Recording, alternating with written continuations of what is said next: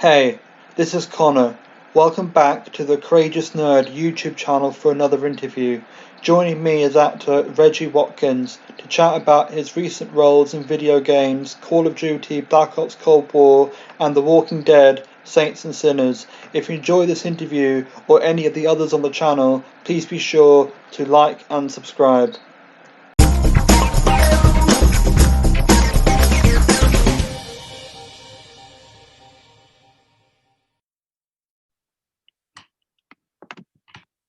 Great. So, welcome and thank you for taking the time to do this. Oh, thank you for having me, man. Appreciate it. Great. And just, I guess, throughout your acting career, you've worked on a variety of projects, from what I've seen anyway. And what kind of first inspired your decision to pursue acting professionally? I wanted to be Theo Huxtable. Are you familiar with the Huxtables and the Cosby I've heard Show? the name, but that's beyond. I'm sorry, yeah, that's pretty much where my knowledge of it ends. Yeah. Yeah, it's the Cosby Show. We learned Right. later in life that the name of the Cosby Show is not somebody that we really want to celebrate, but Mm. the TV show that he made was an inspiration to Black families, Black kids. I mean, especially growing up at that time, I didn't really see people who looked like me on TV. Yeah. So when I saw this Black family and this Black boy on TV coming into people's households every week like they came into mine, I wanted to do that. So I wanted to be Theo Huxtable, and that was like the impetus for me getting started in a career in acting, show business. Right, and just kind of looking, well, very recently in your career, you played Sergeant Lawrence Sims in Black Ops Cold War, and you provided the voice and likeness. And I suppose when you first got that role, like, what was your process of figuring out how to play it? When I got the role, after I was like screaming and overjoyed, you know what I'm saying? Like, then the process was just um, watching a lot of war films. I watched a lot of war films. Right. Apocalypse Now, Full Metal Jacket. I watched a lot of like just army films and military things just to get my bearings on it and see how these people would act and how they would walk, how they would talk. And then I made sure not to watch any of the previous Call of Duty campaigns or anything like that. Sure. I wanted to bring my authentic self to this character and not have an idea of what it's supposed to be or how it's supposed to sound. I just wanted to do me, and I think I did that. Yeah, and I guess kind of on that tangent, like, how different or similar is Sergeant Sims to other characters you played? I mean, I take what you said, you haven't played many other soldiers or. I've played soldiers Oh, and okay. Okay. police officers and other things. It's pretty much Sergeant Sims is pretty much me. I mean, he's witty, sarcastic, funny, and about business, but and also loyal. So it was me, and they let me kind of they let me sound like myself, and they let me ad lib a little bit and just bring my own essence to Sergeant Sims. Yeah, and I suppose from starting work on the game to when it was released, how long of a journey was that for you? Wow. Well, we started working on that in, I want to say, wow. I want to say we started working in August. Well, no, May of 2019 is when we started. May of 2019 is my Sure. first day. And then we started doing full cast stuff around August of 2019. And so the Right. game came out in, what was that? That was November of, November, I think, yeah. right? So it took a little over a year to get it done. And, especially with the pandemic, it pushed it out a little bit further from what we ended up getting, how we were able to do. Yeah, and I know you were saying you avoided looking at like previous campaigns in the Call of Duty games, but I suppose for anyone who might have experience with those and who hasn't played this new game yet, what can they expect from it? Just the best campaign they've ever seen. You know what I mean? Mainly because I'm in it. But no, it's just a dope game. The gameplay is amazing. The story, from what I've been reading and talking and hearing from people, they say this is the best campaign that Call of Duty has ever had. Sure. And You could just expect a great story and great acting. Like, Activision and Treyarch and Raven, they hired amazing actors, not just speaking on myself, but everybody else on this cast, fantastic actors. Like, you can watch, if you look them up, you can see all their other work. Bruce Thomas is a phenomenal actor. Lily Cowles is an amazing actor. Damon Dayoub, amazing. Chris Payne Gilbert, like Piotr Michael, and Damon Allen is who does Woods. He's new to the acting space, but all these people were just phenomenal actors, great characters, and Call of Duty just hit this one out the park. It was fantastic. Yeah, and I guess aside from that game, I could be wrong, but you had a role in another video game, Walking Dead, Saints and Sinners, and I suppose, what do you most appreciate then with those two experiences about the genre, or also the medium of video games as a genre?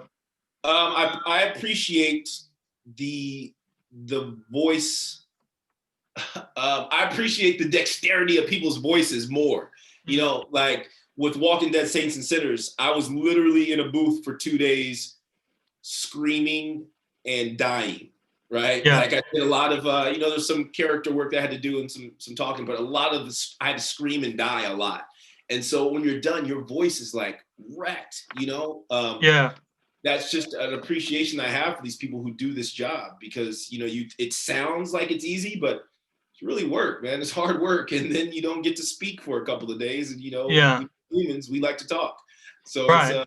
it's a job, and they're to be respected, for real. Yeah, and obviously, as I've been saying, you have a lot of experience now as an actor in video games, but were you much of a player prior to either of those jobs? I was never a first-person shooter player. Like, I've known Call of Duty my whole life. The last one I actually played was World War II. But before then, only thing I really played was Madden. I used to be a huge John Madden football fan, and literally the game would come out and I'd disappear for weeks. I'd be home playing the game. Friends don't call me. Girlfriend don't talk to me. Nobody, unless somebody's dying, do not come call me or talk to me while Madden is out. I'm playing the game. But otherwise, no, I was never a big first-person shooter player or gamer.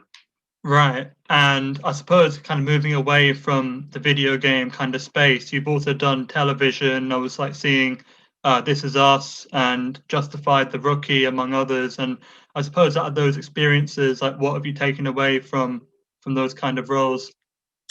When you're on those sets, one of the sets I did This Is Us last year.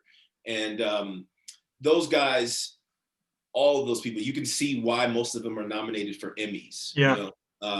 You get to watch their stillness, their focus, and their intention in a scene. And then you see them, once they're done with the scene, go back to being like talking shit and just hanging out and being regular people. And so that's something that I was able to learn by watching, Sterling Brown, just watching these guys move seamlessly through their work and then back to being just regular people enjoying life and the mundane that is life sometimes. And then you work with some celebrities like Timothy Olyphant is amazing from Justified. That dude he was so cool working on set. And then, we got to the rap party for the season and he's drinking with me and I'm hanging out with him and running around the party, and just, that kind of stuff just makes you, it shows you when you get your chance to be the number one or the number two on a show. Yeah. That's how you treat everybody, and it goes a long way. Yeah, and I suppose kind of a more hypothetical angle, if you had the funds to put together your dream project, what would that look like? Who would you want involved? And I guess, how would that take shape? My dream project for a Hollywood show, it would be a television show, like an hour-long dramedy, and it would star all of my friends who I've hustled with since I got to this town. I'm not a big celebrity fan or anything like that. I mean, we put our shoes on one at a time like everybody else. I just want to work with my friends and make sure my friends are all eating. That's what I like to do. And so, you know, I'm in the midst right now of I'm writing a pilot with my best friend, and we're trying to create other projects that all of our friends can star in, and we'll call the shots and we'll hire everybody and produce it, you know? So that's my dream, is to do an hour-long show with all my Yeah. friends. Yeah, that's awesome. That's awesome to hear. And I suppose if anyone who might be reading or watching this wanted to find out more about your work or you personally, where could they look for that information? Well, you can find me on Twitter. I'm really active in the socials on Twitter, at Reggie Watkins Jr. Mm. That's JR, Reggie Watkins JR. Mm. And on Instagram, you can find me at Coach with Reg. And yeah, I talk back. I love to talk shit. I mean, I'm so appreciative of everybody who messages me, because I'm living my dream, literally. This Mm. is what I've asked for. I've always wanted to make a living from acting, and I've been doing that for almost a decade. Yeah. And now I'm in this dope game that's one of the biggest games ever in the world. And Mm. so fans talk to me all the time and message me and tweet at me, and I retweet and chat back whenever I have time, and you know, I just love it. So yeah, reach out, let's chat, let's keep this thing going. I appreciate it. Yeah, and this is actually the final question I've got here. And obviously, we're still quite early into 2021, but what kind of goals have you set out for yourself to try and achieve this year? 2021, I want to be a series regular on a show. If it's not the show that I produce, a show that I auditioned for, and I get to be, you know, one of the stars of the cast, and I can become a millionaire. So that's really what I want to do. So I'm excited for that, and I think it'll happen this year.